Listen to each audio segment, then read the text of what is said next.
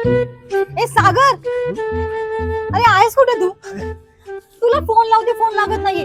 मला आकाश बोला तू इथे भेटशील म्हणून मी पर्सनली तुला भेटायला आली. अगं माझा फोन काही महिन्यांपूर्वी बंद झाला होता म्हणून नवीन नंबर घेतलाय, तुला मी पाठवेल नंबर. ठीक आहे, आणि मी इथेच आहे ग. तू कुठे गायब झाली येस गेले 6-7 महिने? नाही, मला कळते ते नवीन आर्टिस्ट असं होतं की आपण 1-2-3 कामं करतो, 4-5 ऑडिशन देतो आणि मग म्हणतो काहीच होत नाही माझं, आणि मग आपण गावी निघून जातो.